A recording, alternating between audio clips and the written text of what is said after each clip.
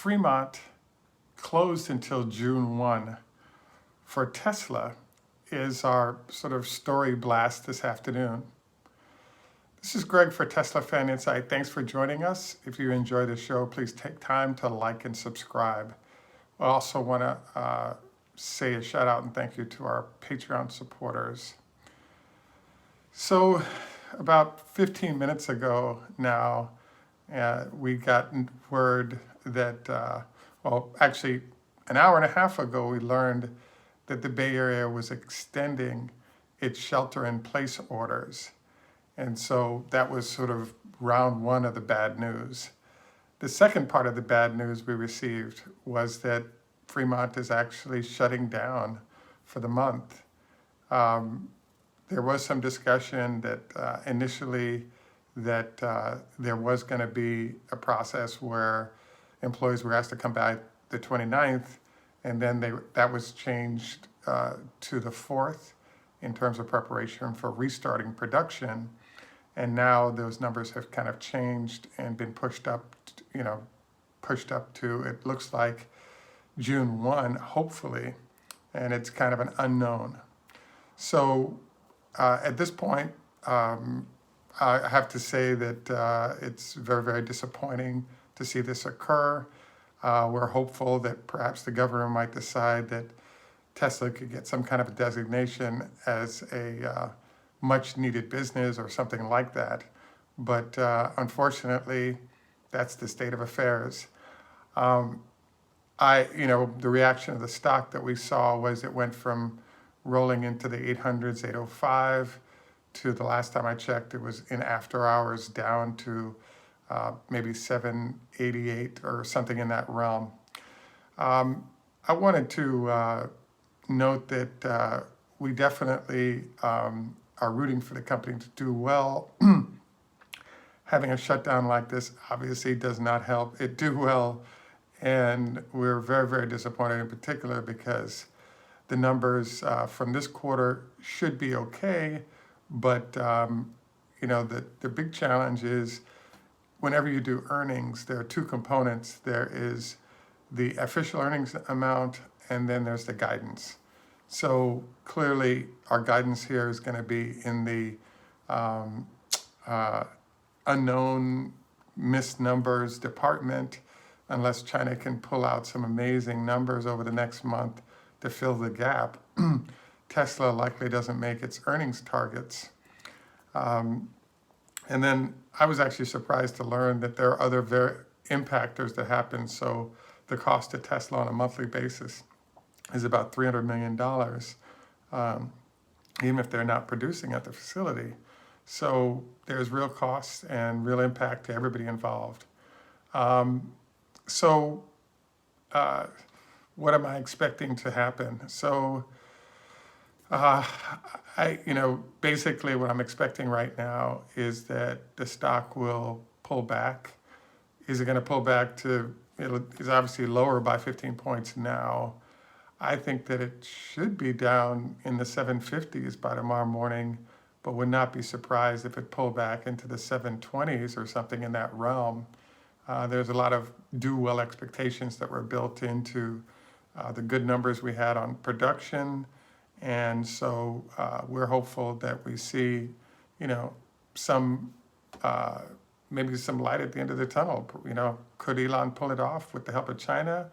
I think there's some unknowns there still, but it just does not look great. So we'll be happy to share anything that we have that we think is going to be positive, but I can't see anything that's emerging from this that seems positive. I guess the one thing that we could throw out there that might lurk is the fact that when it comes to batteries, if the battery is being produced and they have the ability to reopen in Reno, in theory, I guess you could have those batteries / parts that might have come to the United States be redirected into China so that we could build production there and have that service, the global supply chain from there, and perhaps just leave the U.S. out in theory.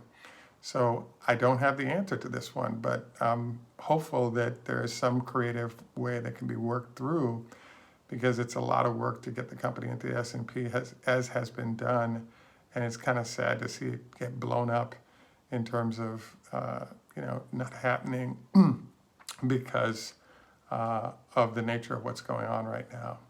So if you guys, anybody out there has any really great way this is going to come out to be a miracle and good, I'm all ears. We'd love to have something wonderful happen. We really don't see it, happening right now. And I will say that, the other thing that's happening is, as you've noticed, we're calling China sort of a secret weapon, because we had recommended that Tesla actually build another factory starting in October or November of last year. And in theory, that new China factory would have been completed by now and been a second source of production, even though Germany is a year or more away. So if you look at the volume of building that's going on in China currently, it's very clear that that facility is being prepared to move up to 500,000 vehicles a year across the two types of vehicles that have been announced. And, they're also trying to bring a lot of the supply chain in-house. So I have to say, I'm very sad, disappointed. Had some stock there relying on that thing moving up, and we're going to kind of see.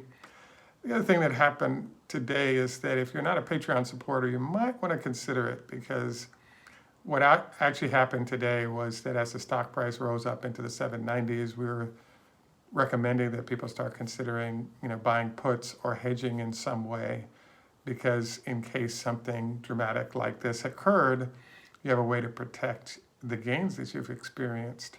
So for those of you who heeded those warnings on our Patreon supporters, congratulations.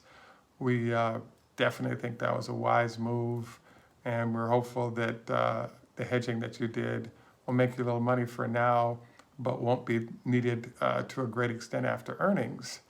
But it is really nice to have it in place, because it does allow you to make some money, save some money in the process, and that's ultimately our goal. So I highly recommend you consider that, to consider. And you on one hand are paying to be a part of Patreon, but on the other hand, when you get information that shows up within 5 minutes of its coming out, it enables you to perhaps do things in preparation that you can't otherwise. So you might want to consider that in the future. So I'd have to say that I'm a little bit in shock here, trying to recover from what we just learned. I'm hopeful that we get some good resolution. I guess I'm in that 60-40 we're screwed zone, but it's possible that the size of the facilities being in China could be what it is that saves us. We've had a few of our viewers talk about the fact that there's a question mark as to what exactly are they building in China. And I wanted to inform you, those of you who thought it was going to be a brothel or a cannabis distribution facility, that will not be the case. What is actually going on right now is that Tesla is taking the opportunity to bring a very high percentage of their supplier base close to the factory. So we both have Model Y production being prepared, and we have an increase in overall production. But Elon is really chasing that 100% vertical integration on site, because it's cost efficient to do so and is useful for operational excellence, to have everything you need to complete vehicles right on site. The one thing that's been strange to observe in China right now is that Elon indicated that they were planning on 4 or 5 manufacturing facilities that spread throughout China, so that they could do manufacturing proximate to where those vehicles would be sold. And so currently, those vehicles are, getting, because they're being produced in Shanghai, it is efficient. They haven't started building a new facility yet. So we actually weren't expecting them to go ahead and sort of go to this extent for size in one location. The flip side of that argument is that it actually makes a lot of sense for where they're building, because as you change to locations that are inland, you have all these challenges with the cost of shipping large amounts of raw material as well as getting vehicles out. So in the case of Apple, they're at about 400,000 employees in one city in China. And even though Elon talked about multiple cities, the optimization of location that Shanghai represents sort of sets it up for being the location where they perhaps build, sort of multiple gigafactories in one location and optimize everything across that one place. And now they can, sort of just use rail and boats or whatever to get cars to other places throughout the country. It's kind of how things seem to be coming together right now, especially since, once they bring Germany on next year, it wouldn't make sense to build another Chinese facility if in fact you're meeting sort of the demand run that you have of cars. Obviously, the notable exception here is, one of the things that isn't being discussed, but I think is a possibility, is, the attempt to save lives in the Bay Area is why they're extending the shutdown. The impression everybody's hoping for, thinking about, is that June 1 will be the restart. We did read some things that were coming out of Stanford that suggested that the shelter in place could last more than one extra month, possibly, into midsummer. And so obviously this would further damage the ability of the company to get anything done in that facility, in theory. So, we're disappointed, but, we look forward to perhaps something interesting being figured out. I mean, if Elon can do a tent, there's plenty of tenting facilities next to the Gigafactory. So in theory, you wouldn't be producing a full blow of cars, but you could, in theory, start actually shifting production over to Reno, and then, sort of piecemealing your way to completed vehicles. So we'll see how this all plays out. At any rate, like I said, disappointing day. Tesla is shut down. Stock price is down because of that news. We're hopeful that during earnings we hear something really awesome that changes trajectory of things, and we'll definitely keep you abreast of what we learn. This is Greg for Teslafaninsight. Reminder on your health tips: 25 leg lifts a day. Don't forget no more than once a week for fried foods. Also wanted to encourage you to don't head out without at least a 30 SPF for sun control. And let's hope that we can hear some miracle news coming out of Tesla during earnings. Have a great day. Bye for now. This is Greg for Teslafaninsight. And once again, we appreciate your visiting with us. And we look forward to your support on Patreon, as well as your like and subscribe. Comments appreciated.